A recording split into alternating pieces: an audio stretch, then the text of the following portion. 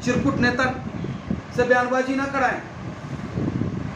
लेकिन जिस समाजवादी पार्टी को माननीय आजम खां साहब अथक मेहनत प्रयास खून पसीने से सींच करके आज ऐसा फाउंडेशन तैयार कर दिया, जिस फाउंडेशन पे ऐश करने का काम समाजवादी पार्टी के मुखिया और लोग कर रहे हैं। लेकिन जो लड़ाई लड़नी चाहिए थी समाजवादी पार्टी को, वो लड़ाई आजम साहब के लिए नहीं लड़ पाए।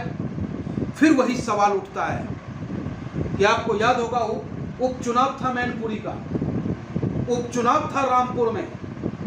रामपुर में मतदाताओं को वोट नहीं डालने दिया जाता है, पुलिस की बर्बरता चलती है।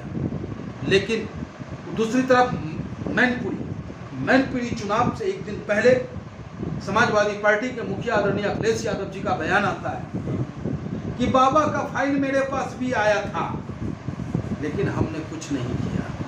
ये रिश्ता क्या कहलाता है, पूछना चाहता है उत्तर प्रदेश की आवाम, पूछना चाहता है हिंदुस्तान की आवाम कि आखिर आप जब बाबा के खिलाफ आपके पास कागजात थे तो आपने कार्रवाई क्यों नहीं की।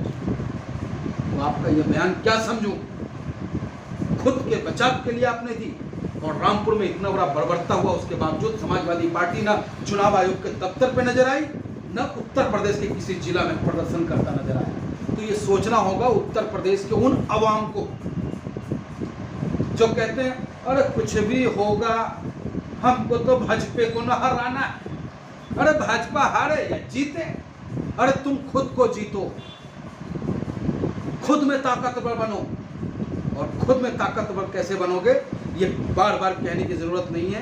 लेकिन वो कह रहे मुसलमान होने की सजा, मुसलमान ने इसलिए सजा मिली है।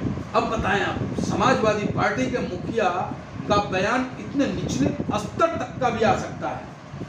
वो उनकी लड़ाई नहीं लड़ पा रहे, लेकिन जाति का कार्ड खेल रहे हैं। उस जाति का वोट इनको चाहिए, उस जाति का वोट चाहिए, लेकिन उस जाति का साथ नहीं देंगे हम ये कहकर के हम पीछे हट जाएंगे कि अरे मुसलमान है छोड़ो ना। नहीं, ऐसा नेतृत्व हिंदुस्तान के मुसलमान को नहीं चाहिए।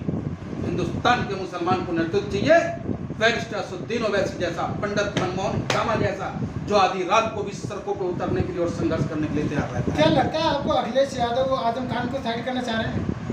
अब खुद साइड हो गए तो साइड क्या करना। ये सारी बानगी आप सरकार में भी देखेंगे। जब सरकार था तो ये जब ये मंत्री थे हमारे आजम साहब, लगभग 2 सालों तक आजम साहब और अखिलेश जी के बीच बातें नहीं। तो ये सब अंदरूनी मनमुटाव तो चलता है, लेकिन अंदर की बात हो, वजह क्या है? अखिलेश यादव कह रहे हैं कि जो स्वार्थी लोग हैं वह तालीम और शिक्षा जौहर यूनिवर्सिटी जो बनाए आजम खान की मेन वजह मानते हैं इनके ऊपर जो कार्रवाई है। आपको क्या लगता है? बिल्कुल मैं भी इसको मानता हूँ, क्योंकि एक शासक होता है जो चाहता है कि हमारे जो आने वाले पौध हैं वो शिक्षा प्राप्त करें, और एक शासक चाहता है कि वो अनपढ़ रहे ताकि वो अपने हक और अधिकार की बात हमसे न कर सके।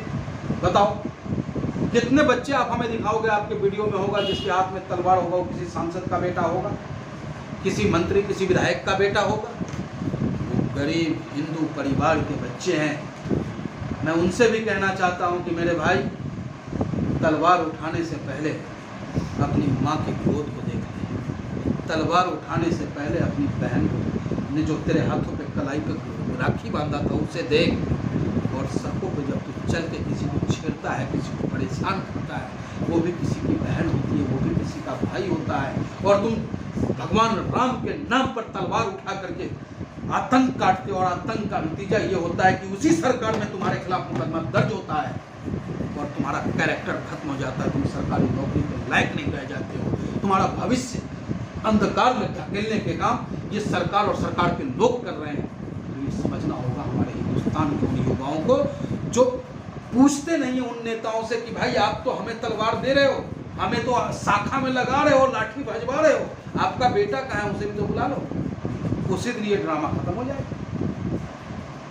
कुछ लोग ये भी तो कह रहे हैं कि जो कुछ लोग कह रहे हैं सोशल मीडिया में आजम खान ठीक है, मुस्लिम नेता थे, आप तो ब्राह्मण है, फिर उनका साथ देते। देखिए हम ब्राह्मण है, सबसे पहले हिंदुस्तानी है ना साहब। जिस दिन देश गुलाम था उस दिन अशफाकुल्ला खान और चंद्रशेखर आजाद किस बिरादरी के हैं? वो खान थे, पठान थे। चंद्रशेखर आजाद पंडित थे, लेकिन एक थाली में रोटी खाते थे ना। एक थाली में रोटी खाए ऐसा हो मेरा हिंदुस्तान, और इस सोच के साथ हमें चलना है। चलिए